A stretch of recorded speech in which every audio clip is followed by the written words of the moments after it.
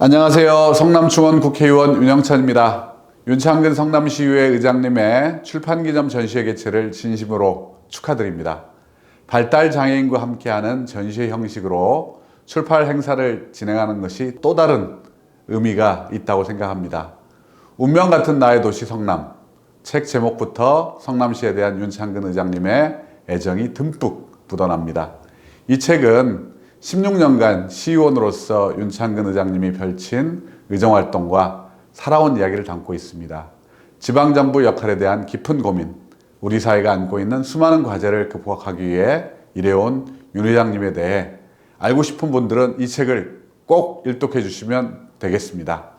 앞으로도 윤창근 의장님과 함께 힘을 모아 운명 같은 우리의 도시 성남의 발전을 위해서 노력하겠습니다. 윤창근 의장님 다니시는 곳마다 자주 만나서 너무 좋습니다. 윤창근 의장님 화이팅입니다.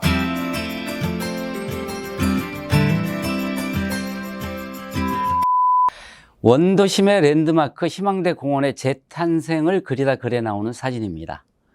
희망대 공원은 제가 어릴 적 제 기억 속의 놀이공원이었습니다. 회전 풍차가 있었고 각종 탈거리, 먹을거리가 있었던 곳이죠.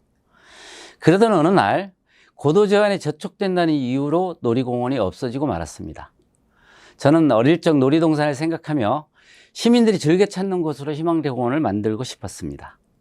그래서 2016년 10월 당시 이재명 시장을 대상으로 시정 질의에서 희망대 공원을 명품 공원으로 만들고자 제안을 했었죠.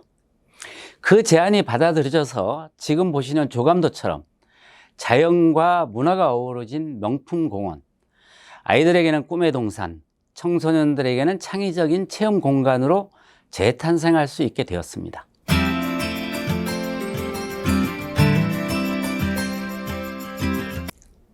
세상의 변화는 혼자라도 남기려는 발자국 덕분에 글에 나오는 사진입니다. 제 유튜브 영상을 캡처한 사진인데요. 재개발로 인해 방치된 주차장에 주민 편의시설을 설치해달라는 민원이 있었습니다.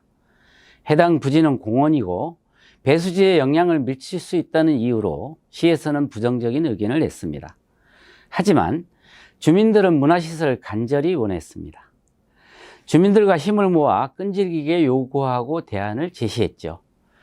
기존의 주차장으로 사용하고 있었으니 공원 부지에서 제외하고 배수지에 영향을 주지 않는 공법으로 시설을 설치하면 가능하다고 대안을 제시했습니다. 결국 20억 원의 예산을 들여서 주민 편의시설을 설치하기로 결정되었습니다.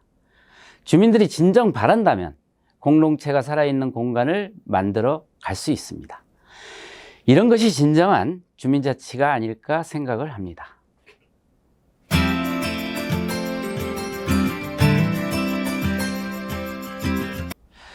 어린 왕자와 찾아온 갈색머리 아저씨라는 글에 나오는 글입니다.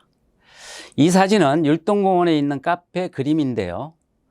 공공의 무관심과 불성실로 인해서 상처받는 시민들에 대한 자치행정의 현 주소를 꼬집고자 했습니다.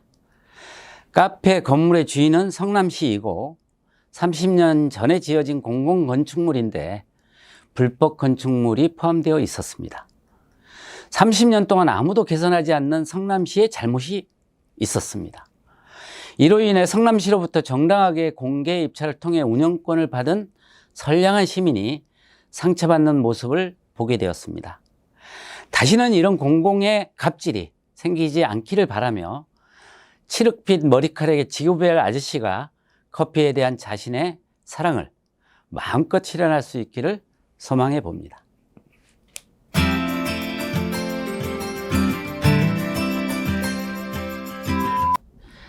개발 때문에 허파를 도려낼 수 있나요? 글에 나오는 사진입니다.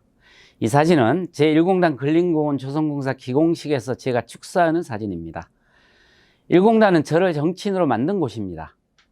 현재는 공단에서 공원으로 변신 중에 있는 곳이죠.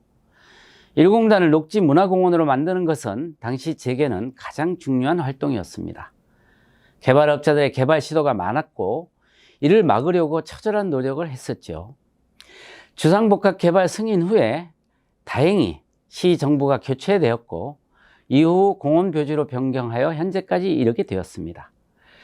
기후위기 속에서 일공단 녹지공원은 크게는 미래의 주인들에게 죄를 짓지 않는 길이고, 작게는 지금 살아가는 우리들의 삶의 향기를 줄 것이라고 확신합니다.